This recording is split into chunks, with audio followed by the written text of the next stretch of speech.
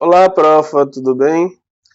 Eu vou mandar para a senhora aqui essa apresentação, espero que consiga, né?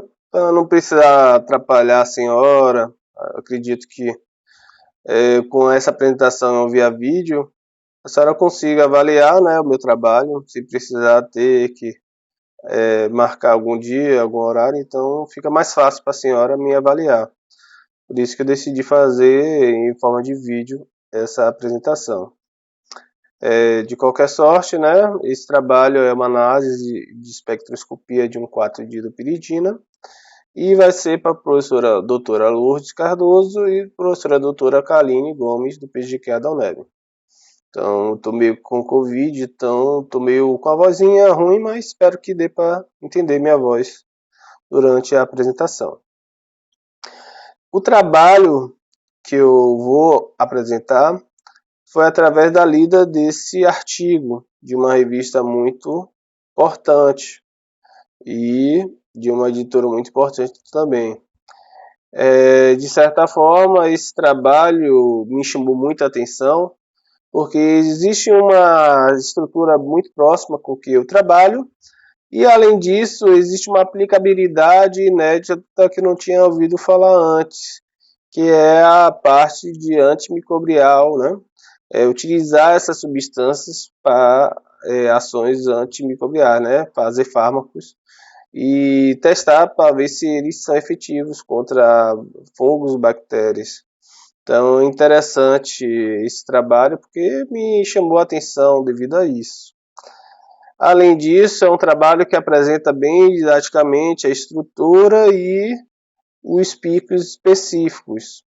Obviamente, eu procurei saber se tinha ou não a parte espectral, né, os gráficos de ressonância magnética nuclear de hidrogênio, de carbono, os bidimensionais. É difícil achar um artigo, né, que tenha esses dados assim, mas esse daí, pela estrutura e pela minha experiência na área, deu para introduzir uma parte, né, de como é que seria essa parte dos bidimensionais dele.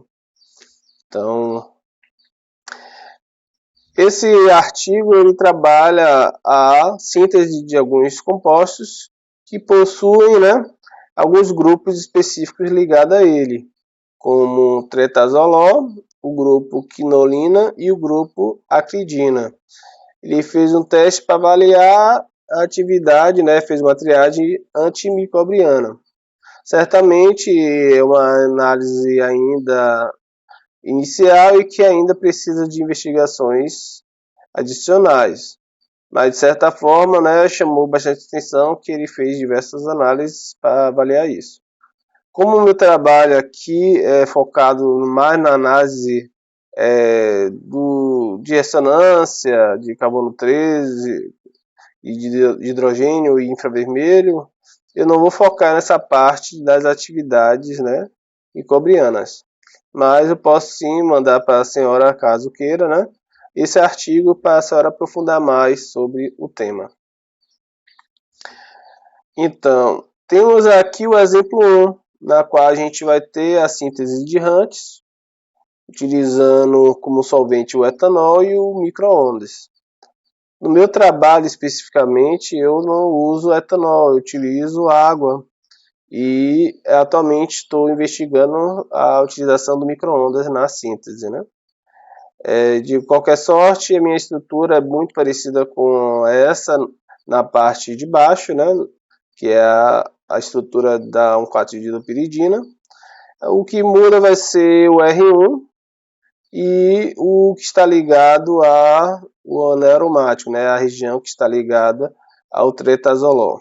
Então, as sínteses muitas vezes são parecidas e mudam um pouquinho de cada ali, e com isso a gente consegue identificar os compostos de uma certa facilidade devido a isso, tá certo? Eu vou levantar um pouquinho aqui minha foto para não atrapalhar, né, enxergar os espectros aí. A gente tem dois picos iniciais, que são o 2,35 e o 3,63. Olhando com calma, esse 2,35 ele é um singleto e tem 6 hidrogênios. E a estrutura de um 4-isopiridina, em geral, ela sempre tem umas duplicatas. Quer dizer, quando simétrica, nesses casos de simetria, a gente consegue achar esses picos, dois picos no mesmo lugares. Então, esse singleto de 6 hidrogênios, devido a essas questões que eu falei estruturais, a gente vai ter dois grupos CH3, que eles são idênticos tanto quimicamente quanto no sentido do magneticamente.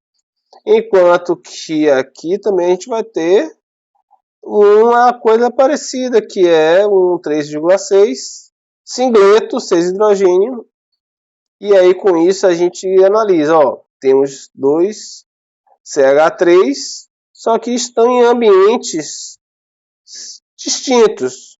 Um está em um ambiente mais protegido do que o outro. Esse nem está tão protegido, porque se ele tivesse bem protegido, ele estaria por volta de 0,8 a 1. No caso da minha amostra, o valor fica em 1,3. Nesse caso aí, ele está em 2,35. Enquanto que o outro, no caso da minha amostra, o 1,3 é esse daqui, tá certo? Que está ligado ao oxigênio. Enquanto que esse daqui a gente sim acha em 2,35. Então, o que significa isso? A gente tem um grupo metila ligado a um alceno, a um carbono com hibridização sp2. Isso faz com que ele esteja em uma região mais desprotegida. Então, por isso que o valor dele, né, é 2,35. Enquanto que este, temos um CH3 que está desprotegido, mas não devido a uma insaturação, mas porque está próximo de um grupo retirador de elétrons. Esse grupo retirador de elétrons é o oxigênio, né? Então, esse oxigênio dado esta, ele vai se ligar a ele e desproteger, fazendo com que o pico dele fique bem maior, de 3,63. Como é que eu consigo diferenciar se é um CH3 ou um CH2 nesse caso? No caso da minha amostra, a gente tem ligado ao oxigênio um CH2 que fica na faixa de 4 a 4,2. E caso tenha esse CH2 e depois um CH3, o CH3 vai estar mais protegido e ele vai estar na faixa de 1,3. Então a gente consegue diferenciar se ele está em um campo mais protegido ou menos protegido de acordo com o valor do deslocamento químico. Então, repetindo, a gente vai ter o 2,35, um singleto com 6 hidrogênios, com dois grupos CH3 ligado a insaturações, enquanto que, quando ligado a um grupo retirador de elétrons, a gente vai ter uma desproteção devido a isso, que vai fazer com que ele fique por volta de 3,63, tá certo? Aqui a gente vai ter o 5,71. O CH, naturalmente, ele já tem um deslocamento um pouquinho mais elevado do que o CH2 e o CH3. E aí, com esse deslocamento em singleto, a gente indica que ele está ligado a vários grupos que estão, né, pode ser ou retirador de elétrons ou insaturações. Olhando a estrutura, a gente percebe que são insaturações. Temos dois alcênios embaixo, né, e um anel aromático em cima. Por isso que ele tem esse valor muito alto. E ele é um singleto porque do lado dele não consegue fazer ligações tipo J3, né? Não tem acoplamento J3. Temos também aqui uma amina e temos também os anéis aromáticos que ficam por volta de 7,25 a 8,62. Então, são valores que são bem típicos, né, de anéis aromáticos. Formam multipletos porque eles estão ligados a grupos diferentes, então eles vão ter comportamentos químicos e magnéticos diferentes.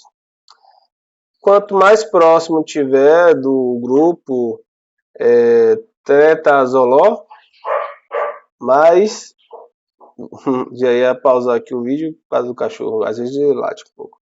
Aí mais próximo vai estar de 8,62 esse deslocamento. Então, quanto mais afastado, né, 7,25 e quanto mais próximo do grupo, 8,62. Temos os carbonos 13 que indicam, né, esse carbono CH em 19 indica que ele está próximo a uma insaturação. O CH indica que está próximo a diversas insaturações.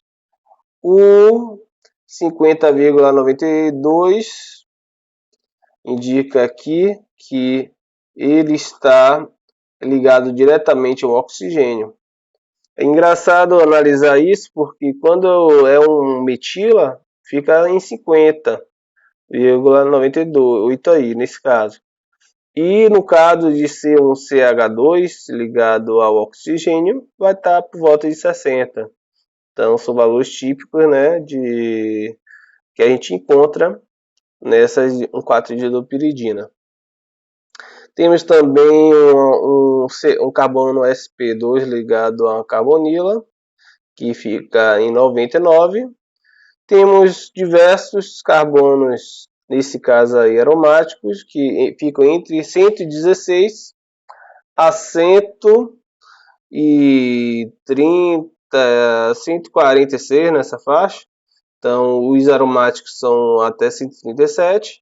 E o que está ligado ao NH da piridina vai estar por volta de 146, pois eles são insaturados e estão ligados a um grupo que tem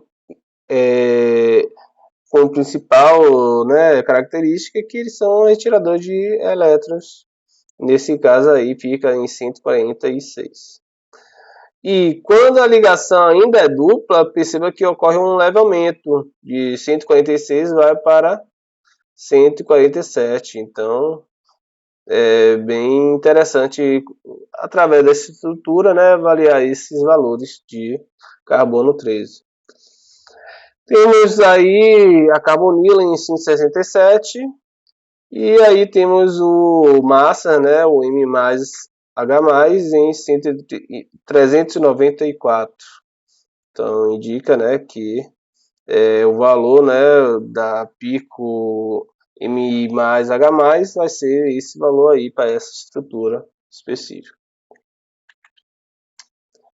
Temos aqui, deixa eu ver, o infravermelho, né? O infravermelho nessa estrutura eu vou deixar para abordar até daqui a pouco com mais a profundidade, mas não, brincadeira. Para ver aqui, temos 3.310, uma mina, né? Então, se a mina é primária, a gente vai ter esse valor. A gente pode também analisar o seguinte, cadê? A mina, quando ela é primária, ela vai ter esse valor e secundária também vai ter valores nessa região. Mas terciária, ela não tem o hidrogênio. Por isso que não vai ter valor de infravermelho. Então, a gente consegue até diferenciar se a mina é primária, secundária e terciária de acordo com o infravermelho. Sem falar que quando é primária e secundária, uma vai ter pico simples e outra vai ter pico duplo. Então, com isso a gente consegue diferenciar também se ela é uma mina primária ou secundária. Aqui a gente vai ter o carbono CH, lá embaixo, né, 305, é um carbono, um carbono sp3 ligado a hidrogênio, então ele vai ter um desdobramento em 305. Aqui o C dupla C, né, que é um carbono sp2, ele vai ter um infravermelho em 1620. O 1700 é um estiramento da ligação da carbonila. Isso é muito típico na nossa estrutura, então é bem comum a gente encontrar esse tipo de estiramento, né? E aí, quando é simétrico, geralmente esse pico ele é bem parecido, ou bem um junto com o outro. Quando é assimétrico, às vezes a gente encontra, né, uma leve diferençazinha, ou dois picos, né, na amostra. Temos também 1650, que é um carbono ligado a nitrogênio, e vai partir para a próxima. Temos essa amostra aqui, que é o exemplo 2, no qual vou focar primeiramente no infravermelho, né? Então, como eu expliquei antes, o meu pitbullzinho aqui, como eu expliquei antes, a mina, quando ela é terciária, ela não aparece no infravermelho. Então, a gente só vai ver o pico da piridina, da 1,4-didopiridina, desculpa, né? Temos aqui um carbono sp3 ligado a hidrogênio, temos carbono sp2 ligado a sp2, temos uma carbonila que está com estiramento, né, em 1701. Então a gente consegue ver, né, que essa carbonila vai ter esse estiramento aí nessa região. E também podemos ver que temos o C dupla N em 1630. Então esse valor, né, indica a existência, né, confirma, né, também a existência desse grupo lá ligado ao anel aromático.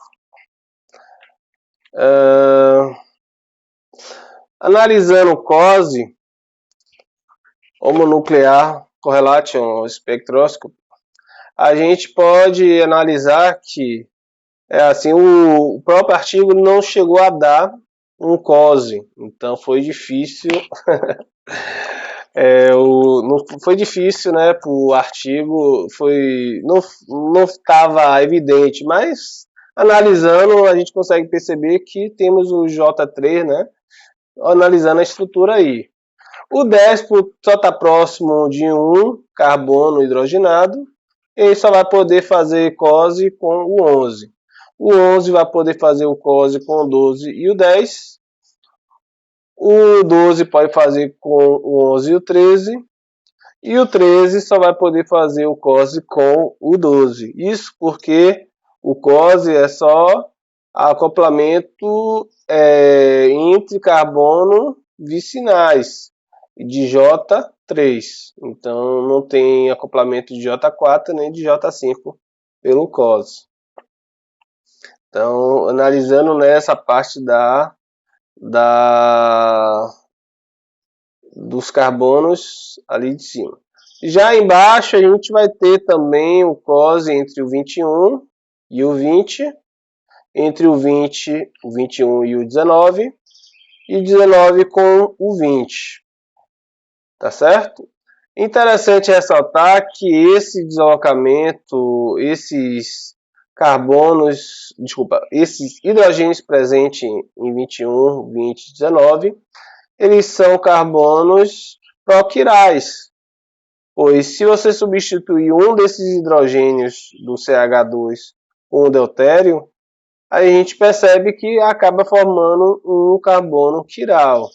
Então, a depender do substituinte que se liga a um desses carbonos, a gente pode ter a formação de compostos quirais.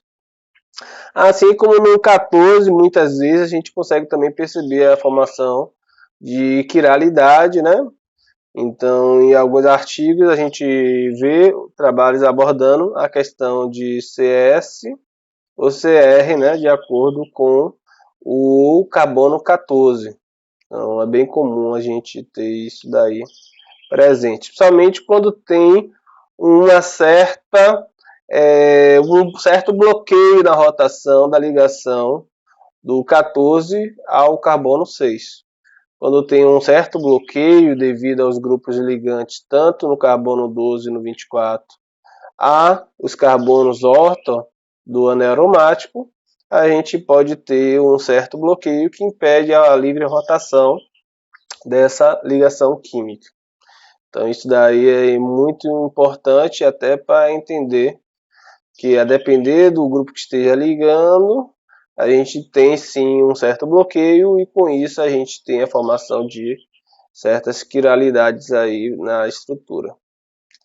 Então, analisando a HSQC, certamente o artigo não deu os valores específicos tabelados da HSQC, mas pelos valores que foi passado pelo texto, a gente entende que os carbonos que estão nos anéis aromáticos vão ter deslocamento de hidrogênio entre 7,66 a 8,62 e seu deslocamento de carbono vai estar entre 115 a 130 nessa região aí, sendo que a gente está analisando, né, pelo HSQC, que é a correlação de J2, ou desculpa, de J1 entre o hidrogênio e o carbono 13, né? Então a gente consegue identificar em qual é o deslocamento de hidrogênio para o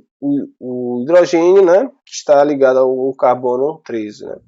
Como é carbono 13, certamente, né, a gente tem que, essas análises têm que ser feitas várias vezes para dar os valores adequados, né? São ciclos, né, que são feitos. Geralmente demora um tempinho a mais do que uma simples análise, né, de ressonância magnética nuclear de hidrogênio. Então, por isso que, devido à questão que a gente usa, né, uma bidimensional entre hidrogênio e de carbono 13.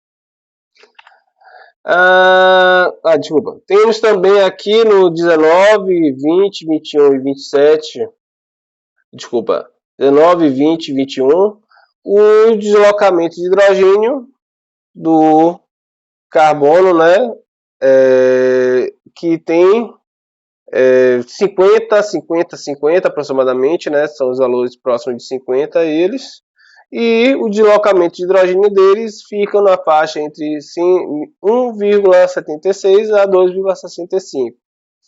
Eles são multipletos porque, como eles têm acoplamentos vicinais e também germinais, a gente acaba tendo esses multipletos presentes neles. Eu vou abordar daqui a pouco essa questão. Então, no carbono 10, a gente vai ter uma constante de acoplamento de anel aromático, que vai ser entre o 10 vai acoplar J3 com 11, 12 e desculpa, o 10 vai acoplar J3 com 11, J4 com 12 e J5 com 13. O acoplamento J3 de anaeromático ocorre com 9 Hz aproximadamente, geralmente, né? Pode variar de acordo, mas geralmente fica nessa faixa de 9 Hz. O acoplamento J4 fica na faixa de 2 Hz e o acoplamento J5 fica a 0 Hz. Então a gente consegue diferenciar qual é o acoplamento que está presente na estrutura de acordo com o valor de Hertz daí. A gente consegue avaliar se está tendo acoplamento J3, J4 e J5 nesses carbonos de anéis aromáticos. Já o 11 vai ter acoplamento J3 de 10 a 12, 10 e 12, desculpa, e 11 vai ser também acoplar com 13 em J4. Então, Quando ele for acoplar com o 10 e o 12, vai ser 9 Hz. E quando for acoplar com o 13, vai ser 2 Hz nessa faixa, né?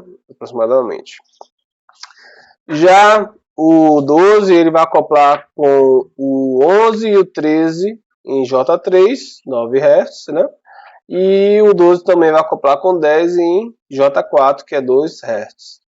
E o 13 vai acoplar com J3 em 12, com 12, vai acoplar J4 com 11 e vai acoplar J5 com o 10.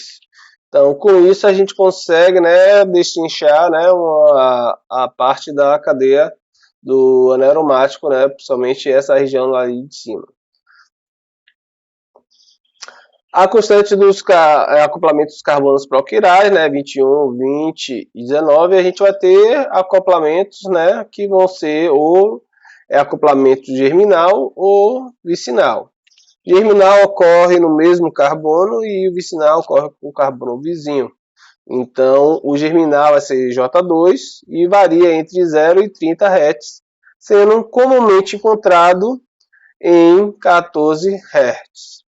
Já acoplamento vicinal, ele ocorre em J3 e fica entre 6 e 8, sendo comumente encontrado em 7 Hz.